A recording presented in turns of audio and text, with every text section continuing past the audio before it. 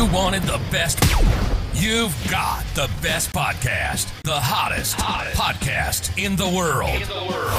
The Chris Voss Show, the preeminent podcast with guests so smart you may experience serious brain bleed. The CEOs, authors, thought leaders, visionaries, and motivators.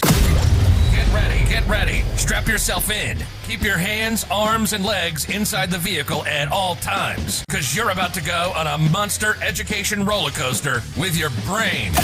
Now, here's your host, Chris Voss. Hi, folks. Chris Voss here from the ChrisVossShow.com, the ChrisVossShow.com. Welcome to the big show, my family and friends. As always, the Chris Voss Show, the family that loves you but doesn't judge you, at least not as harshly as your mother-in-law, because she's seen you and she has thoughts. So I don't know what that means, but it sounded funny in the time in my head. So there you go, folks. Welcome to the Chris Voss Show. As always, we have the most amazing, brilliant minds, billionaires, CEOs, the hottest authors, and newest people that will make you think more or better. And some of you just need to think, for goddamn sakes. Maybe you need to think more, and we'll all be better for it, because that's how it works, people. The world goes around. I don't know, whatever. I'm just rambling at this point. Anyway, guys, we have a returning guest on the show. We're excited to have him. He was here for one of his books. John Rossman is on the show with us today. His new book, his hot new book, is coming out. You're going to want to pre-order this thing. It's coming out February 27th. 2024. That's 2024. Can you believe it? It's almost here. His new book is called Big Bet Leadership, Your Playbook for Winning in the Hyper Digital Era. John Rossman, once again, is on the show with us today, and you can check out his previous interview on the Chris Voss Show. Just go search it over the .com. He is the author of the latest book and the Amazon Way book series, a former Amazon leader and managing partner at Rossman Partners, an advisory firm to helping clients compete in the digital era. Mr. Rossman is an expert in crafting and implementing innovative and digital business models and capabilities. He is a sought-after speaker on leadership, innovation, and company culture, and he was an early executive at amzn.to. You may have heard of it. It's been around for a little while, a few years now, I think, or something, where he played a key role of launching the Amazon marketplace business as the director of merchant integration, and went on to have responsibilities for the enterprise business at Amazon. Welcome to the show, John. How are you? Chris, great to be back. I'm doing great. Glad to talk to your audience again and catch up with you. There you go. I mean, that's really why you came on, right? Just to catch up with us. And, yeah. Have a coffee, say hello, and all that good stuff. And plug a book. Give us your .com so people can find you on the interwebs, please. I'm sorry, say that again. Give us your .coms so people can find you on the interwebs, please. Yeah, johnrossman.com. And for the new book, it's bigbetleadership.com, or LinkedIn. John Rossman is maybe the easiest of all. There you go. And I think you had a plug out you wanted to do, or some sort of special thing. Yeah. So the new book, Big Bet Leadership, is releasing February 27th, and you can pre-order it at all the usual bookstores and everything. Or if you'd like a free Kindle edition of the book, go to bigbetleadership.com, put in your information, and I will send you the Kindle version of the book when it releases the week of February 27th, 2024. And all I ask, and it's a request, write a customer review. It very much appreciated. It's a request to please write a customer review. But anyway, I'd be happy to send you a Kindle copy of the book for U.S. listeners. There you go. I just signed up myself. I like free stuff. So there you go. And so it's kind of like an ARC a little bit, only it's probably going to be a final copy then. Well, final copy, it is in ARC right now, but yeah, okay. You'll get the final copy when it's released in February of 2024. There you go. So give us an overview of this book. What motivated you want to write it? Well, I work with my clients on solving really hard, complex business problems, like why are our products becoming commoditized, or why aren't we having the growth that we want? Why aren't we becoming more efficient with our scale? And everybody is undertaking, whether it's a digital transformation or some type of growth strategy. And what we know is that 85% of all of these big bets fail, right? They fail to deliver the promise of why we undertook them to begin with. And Have you been hanging out with me in Las Vegas? No, I'm just kidding. Sorry, those are different big bets. Exactly. And that's my business, which is helping my clients win at these big bets. And so I had one client in particular. I got to be the senior innovation advisor at T-Mobile for a couple of years. And my client at T-Mobile, a gentleman by the name of Kevin McCaffrey. Mm-hmm. And so I was writing some different versions of what this book could be. And I finally came upon this framing of attacking the specific failure points of why these big bets fail. And I sent it to Kevin. He immediately called me back and he's like, man, I've been waiting for you to do something like this. So I talked him into being my co-author for the book. So the book builds upon everything that I've kind of, done since Amazon, from the Amazon way, but it's specifically for senior leaders to help avoid the failure points for why all of these transformation strategies, operating model transformations, why all of these things fail. And it gives tactical principles and tactics in order to avoid these big failure points. There you go. And you break it down into 3 different sections. Tell us about how that works. Yeah. So the way we framed the book was really from the introduction, which is that big bet leaders, so people like Elon Musk, Jeff Bezos, John Ledger from T-Mobile, they tend to have a set of critical habits that they do to be these consistent big bet legends, right? People who consistently win at big bets. They do 3 things. They create clarity, they maintain velocity, and they accelerate risk and value. Mm-hmm. Now, there's other things you need to do, but those were the 3 most differentiated habits that these legends of big bets make. And so we start off with that insight of like, hey, there's 3 habits. What you need to create is what we call the big bet vector. If you think about how these situations tend to start is, hey, we notice some problem in our business, some problem from our customers, some competitive problem, and we become centered on that. Then we create some fuzzy notion of what this future is going to be, right? Here's what it's going to be like when we're done with this journey, with this strategy. But both of these things are fairly fuzzy in nature. Like we kind of agree on what the problem is, and we kind of agree on exactly where we're going.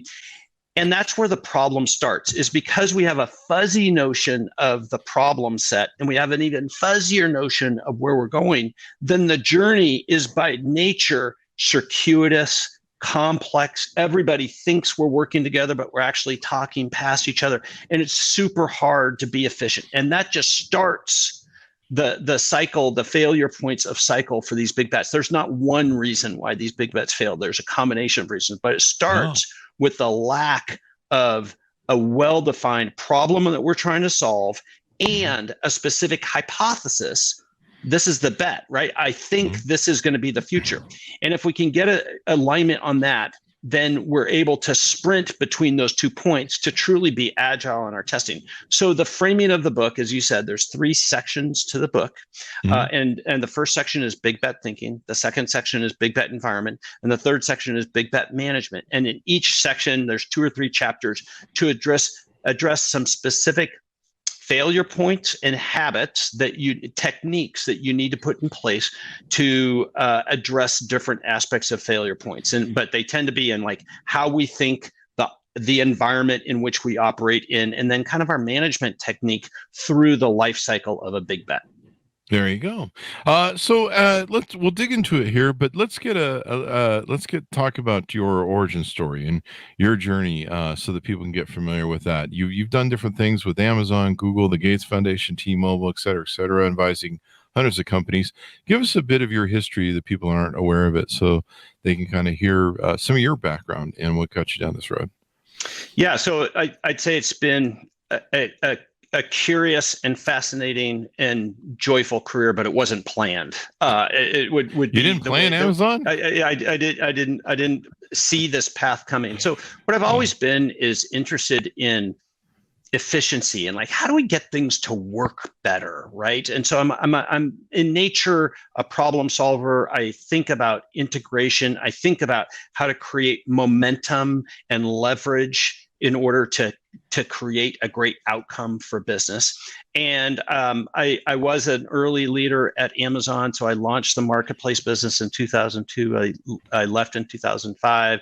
I was then a partner at a great management consulting firm called Alvarez & Marcel for 12 years, had lots of tremendous client engagements there, including I got to serve the Gates Foundation for over 8 years there. We did a ton of projects with them. And it was one of my clients at the Gates Foundation who actually came to me one day, like this is several years after I left Amazon.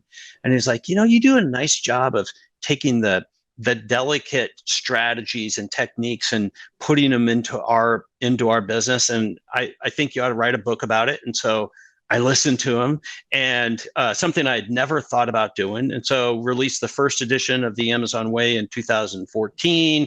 I've done 3 books plus the 4th one coming out now. And then these thing called keynote speaking started coming along. It's like, oh, what a great opportunity to impact leaders in a different way. So I started keynote speaking. So today my business is a third keynote speaking, a third advisory work where I work with advisors and their teams over a long period of time, and then a third consulting work. And the books are kind of my hobby. And it's just been, what I love doing is helping business leaders solve complex problems in their business and develop the leadership and the culture so that they can do this going forward, so that it becomes part of their system for how they perform. There you go. So let's break it down a little bit. Let's tease out some of the things here. In the first, the 3 sections, big bet thinking. I think you were. I think in that section is the one you were talking about, where everyone's got to kind of get on the same playbook of what the goal is or the end result is that people are searching for. Is that correct? Yeah, that's right. And so the first chapter is called Thinking and Outcomes. And what it does is it kind of builds on the working backwards innovation technique from Amazon. And so this was something Kevin and I did at T-Mobile, was kind of like we kind of systematized for a non-Amazon company this narrative writing approach. And so the techniques are about getting super clear about what the problem is, who the customer is, what their pain point is. We call this what sucks, right? To really know like what truly sucks for the customer. Because what happens is when you do these exercises with companies, what they tend to do is they tend to list lots of things as the problem, or versus like, well, this is the thing that is really the problem. And so if you can get clarity, remember, create clarity, right? That's one of the habits. If you can create clarity around, well, this is my customer and this is what sucks for them, then you can, and this could be an operational problem for yourself, right? So your customer can be a variety of different types. Then you can really start setting in motion like, okay, what are the options for how we are going to solve this? Then the next thing is about this thinking and outcome concept of what people tend to do. The natural inclination is to start trying to figure out the path for solving the problem. And what's a much more effective way is to actually specify what's the future state in a very specific notion, and what are the high critical capabilities that are required for that future state. Or teams don't tend to think in that kind of specific targeted notion. They start to list lots of requirements and they start focusing on the journey versus the clarity of where we're going to even more. And so this is the nature. And then it's kind of by writing these things out and debating. People always forget the debating part of the Amazon working backwards approach. They just think it's about the writing. No. It's about the debating. This is actually the cheapest experimentation you can do. Writing and debating as a team is actually experimentation, and they forget that it's the best experimentation they can do. Everybody just wants to start buy-in technology and doing MVPs. These are true MVPs. And then the second chapter in this section talks about benchmarking, really. And benchmarking, again, great concept. Go out and learn from others is essentially what benchmarking is about, right? Like, what can we learn with others? But what they don't do is they don't get specific. Like, well, what's the specific attribute or capability about my competitor that I should bring back to influence the concept that I'm building? So, for example, let's imagine you're a grocery store operator and you're trying to figure out, how would I make a much better buy online, pick up in store capability? Chris, do you do that today? Do you buy online and pick up at stores or do anything like that? I have from time to time, especially during COVID. Yeah, they tend to be a pretty rudimentary customer experience, and they don't tend to be great operational endeavors within these organizations. So let's imagine the problem you're trying to solve is to create this completely differentiated buy online, pick up in store. Well, what we would suggest is that you're going to go benchmark the 3 best buy online, pick up in store operators. Find one that is a direct competitor, and then find 2 that are in adjacent industries where you think you can learn something. So in the book, we talk about, like, hey, if you're a grocery store operator, like the one that I know does a really good job at this is a fashion retailer by the name of Nordstrom. Nordstrom does a great job at buy online, pick up in store. Oh, really? So now that we're focused on, well, here's the scenario, then you could go be a mystery shopper, you could go do these things, and you'd have a directed eye towards understanding exactly what the customer experience is. And you could probably gain a little insight into, well, how does the operations actually work? How is it working for them, right? Again, you're experimenting by doing this, and by writing it out, you get to share it with your team. So that's really the essence of the first section of thinking and outcomes there. So, and to that point, it's really interesting, to go and check out your competitors. I'll never forget one of the famous lessons in phone sales was when the Palm Pilot CEO launched the Palm Pilot, and it wasn't anywhere near as good as the iPhone. And he admitted that he had never used or tested using an iPhone before they developed what was supposed to be an iPhone killer. And this is what I continually find is that people are lazy. They are fundamentally lazy in their willingness to go out and kind of do directed homework. And so if you can incorporate these little habits, you're going to be so much better at the experimentation. And essentially, yes, a big bet is a big concept. It's something that we think has high promise, but we know fails. But if you can go about in this direction, you're going to win big, but you're actually going to be decreasing your risks before you substantially lay the bet down. And that's the whole notion of the principles behind the book, which is, a big bet is different than something we understand well, right? A big bet is a strategy where we think it has high potential for impacting our business, but we know it has material and substantial risk to it. Okay, now I need to operate differently in how I do this. And everything essentially needs to be an experiment. And the best experiments you can do are the kind of big bet thinking experiments that we were just talking about. There you go. In the 90s, we used to do Oppo research by dumpster diving, but exactly. Yes. There's ways to get to it. We talk about, there's a ton of these expert interview services that allow you to go talk to, competitors, customers of competitors, former competitors, all of that. And so if you can do that again in a really specific directed way, you are accelerating the experimentation process to make these big bets, both hit the value propositions, like why you're doing these things. So keeping your ambitions big, but capping your risk, your downside relative to these things. There you go. You were mentioning debating earlier. What we have in my office is we take debating to the next level. We have cage match to the death matches, and that that helps keep the employees thinned out too. So you don't get too much middle management. One of the techniques we talk about in the book is around this concept called rude Q&A.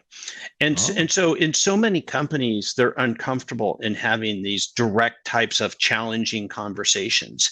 And so there's this concept called rude Q&A. And the whole key to it is that you announce that we're going to have rude Q&A, to talk about this specific project, this idea that we have and everything, right?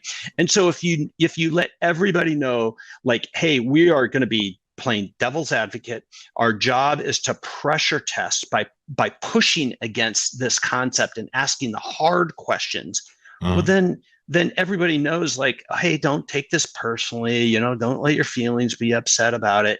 We're going to specifically attack the concept. Again, this is the best experimentation you can do. You just need to facilitate it correctly, right? You got to get people comfortable with the concept of, like, our job is to understand these concepts so much better, with better clarity up front, so that we can actually accelerate testing and getting to that value. There you go. I'm just going to have Rudy Giuliani show up and scream out, "Trial by combat." No, I don't know. Can you get this to go by HR with, this whole micro what was that bullshit they're doing now? The micro aggression or whatever. Yeah. Shit. Like, come on, man. I agree. I don't know if you can get away with the rudeness. Good transition to the second section. So the second section of the book is about big bet environment, right? And one of the things you have to do is not play by the common rules of an organization. If you want to truly win at these big bets, you have to be ready, and you can forecast where these tripwires are going to come in. So, for example, one of them is around your typical types of policies. And this is something that kind of happened with Kevin and I, which is, we're running this new business incubation program, and we needed to hire an expert. And we were moving along fast, but then all of a sudden we had to get HR and procurement involved. And now all of a sudden we're playing by the common rules of how HR and procurement work. Well, that works for a scaled business, right? Where you're trying to optimize for, kind of risk and cost per unit and scalability, right? But that's different than the game we're playing. We're playing speed to experimentation, speed to learning game. We're playing a big bet game. So what you can do is you can forecast this. You have to get your stakeholders. You're a senior leader. You have to get your stakeholders aligned, like, hey, I respect your policies, your approaches, but we're playing a different game here. So we're going to have some different rules in which we play, but you need to bring them on board. You need to prepare them for these moments so that when you come saying, hey, I need to hire this AI expert and I need him here next week, and I know the person and it's going to be an egregious rate per hour, but this is the right thing to do. They go, oh, okay. I understand why you're doing that and everything, right? Here's the escape valve to in order to go do that. But that's the sort of thing in big bet environment that we tackle in this section, is all about setting the environment so that you can play to win the game. There you go. And the timing, right? So you can advance the timing, because you're always running on a time clock. Your competitors are going to beat you to market with whatever the new big thing is, right? Not only that, but internally, one of the reasons why these big bets fail is because they lose momentum, right? So remember, the second critical habit is maintain velocity, right? Why did I pick the word maintain? Well, because all of these things always start off with, yes, we're all in, we're going fast, and it moves, but then it quickly decays into just standard business as usual, right? It's treated like every other type of thing in your business. You can't allow that to happen. You have to maintain the velocity. So all of this big bet environment stuff really helps maintain velocity. The other big, one of the big inhibitors that comes in is your IT partners and your technology environment. You have to find ways to create a separate environment where you can truly quickly test the relevant technology concepts without having to get in line with your IT organization with their roadmap and everything. If you can't solve for that problem, you are really unlikely to have success at these big bets. So we come equipped with a bunch of little tricks and approaches in order to help avoid these well-known, well-understood tripwires that happen within big bets. And only read this book if you actually want to win at these big bets, right? If you just want to kind of say you're playing the game and everything, like, great, go ahead, go use the normal techniques and everything. But call me if you actually want to win. I'm going to have some cold water medicine for you. Like, these are true changes that you need to make. But if you want to win at these major transformations, you got to be willing to do some different things.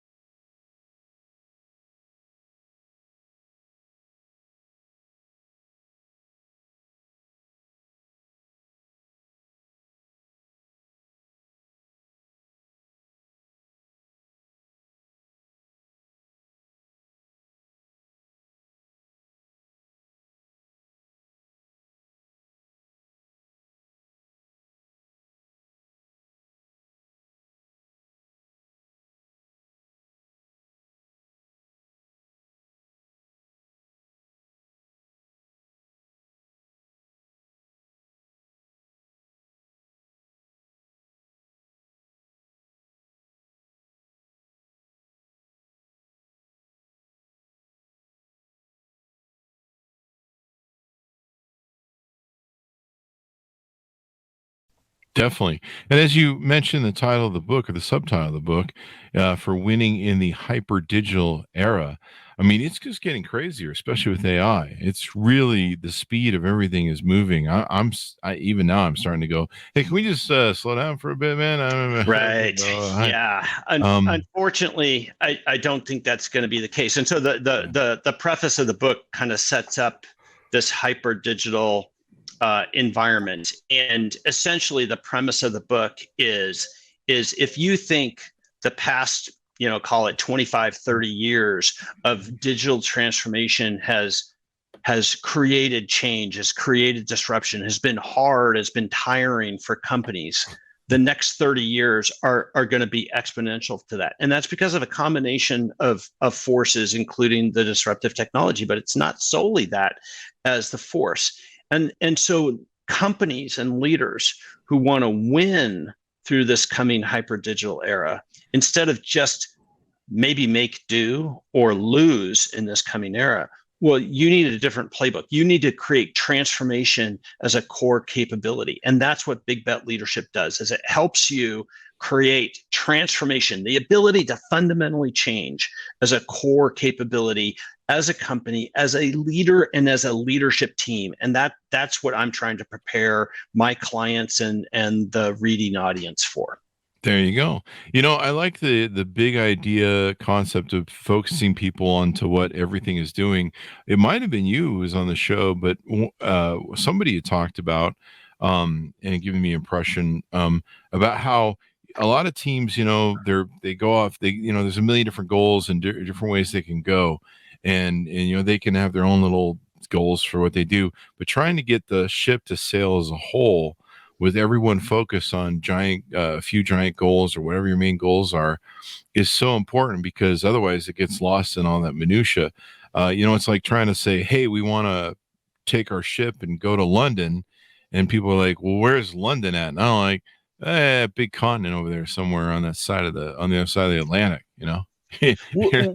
Well, it gets to one of the topics in the book, which is a chapter called Championship Habits. And so the two habits that we talk about there of like that make champions, not winning teams, but championship teams, right? Mm-hmm. Is the ability to create culture and the ability to communicate. And so we really hone in on the communication challenge for senior leaders on these big bets. And we of course give a set of remedies and a set of tactics and help do this.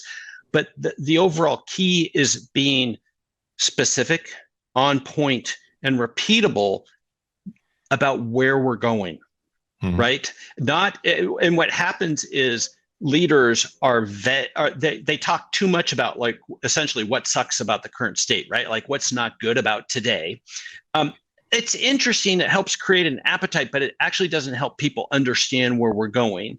Or they talk in this vague notion about where we're going, right? Back to the big bet vector. You need to be specific about where we're going. And so what most leaders do is they'll talk about like, we're having a supply chain transformation, or we're going to, radically improve the customer experience. Well, to some degree, like great. But on the other hand, it's like, man, that is as vanilla can get here. Like, what does that mean?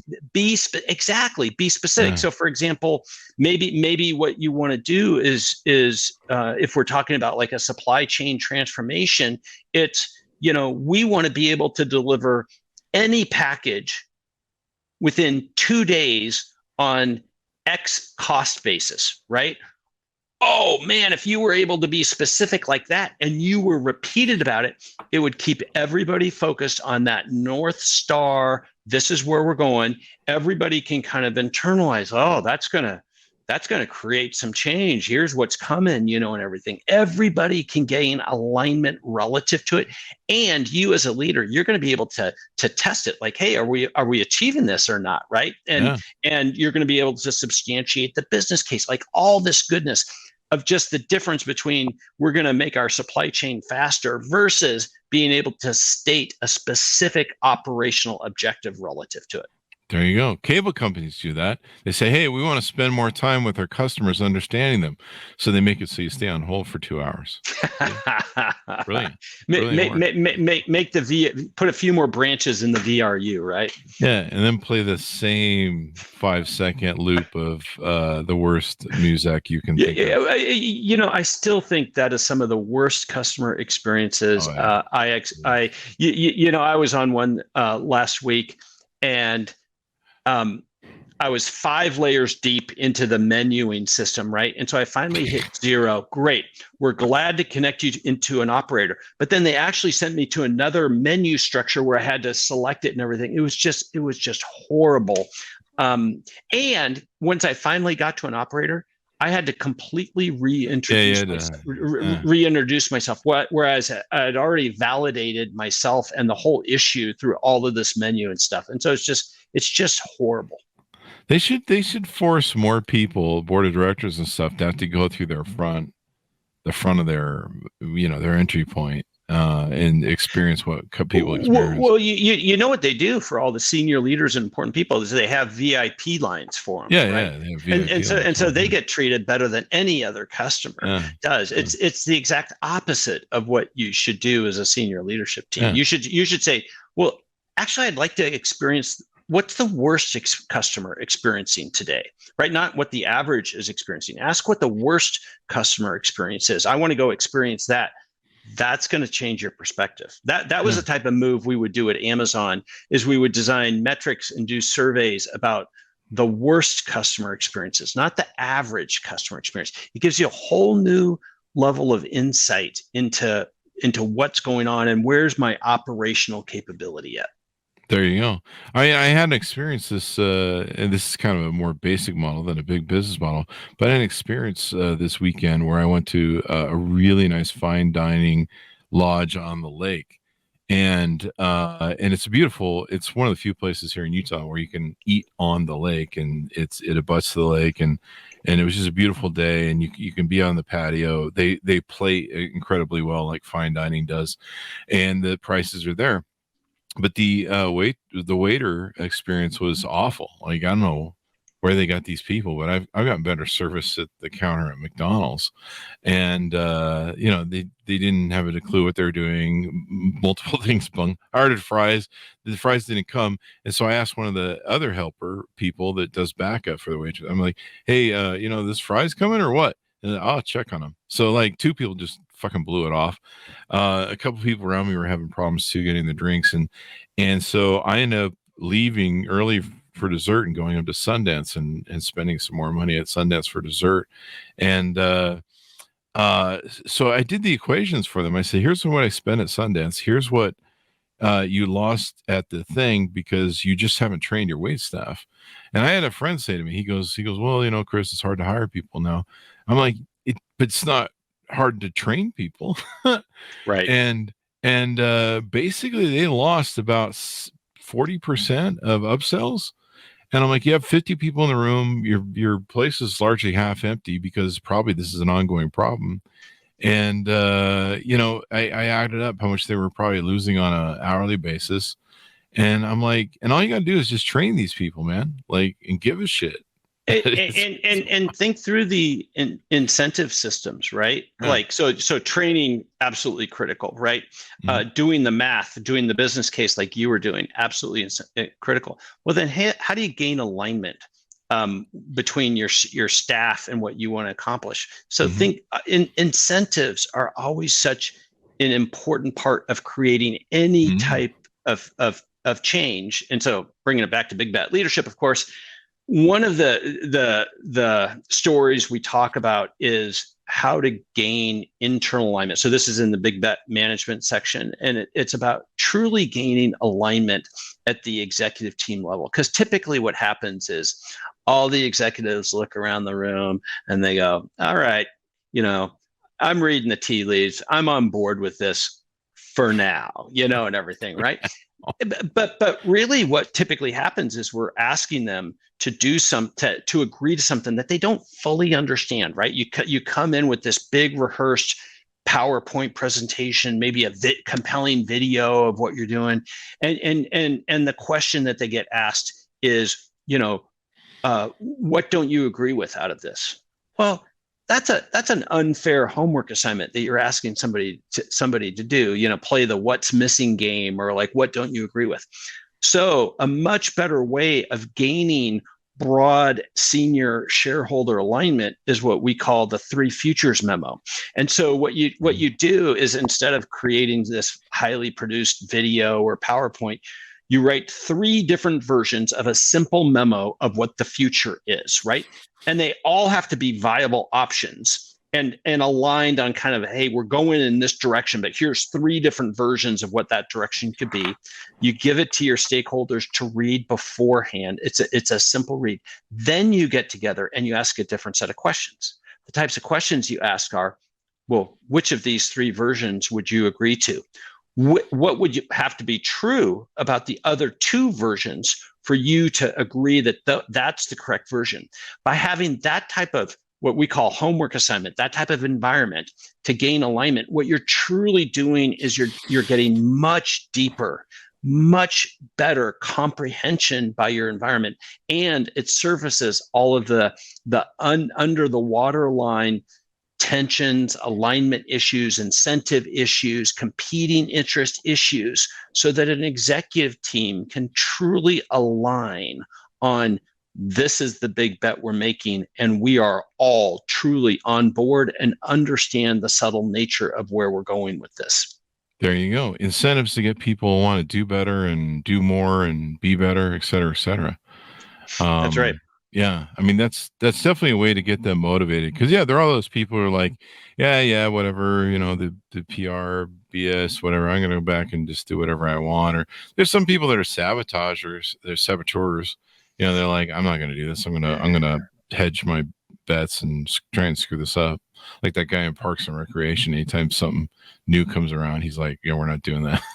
Well, we have a term for that, which is a GFer. So a GFer is a grin effer, right?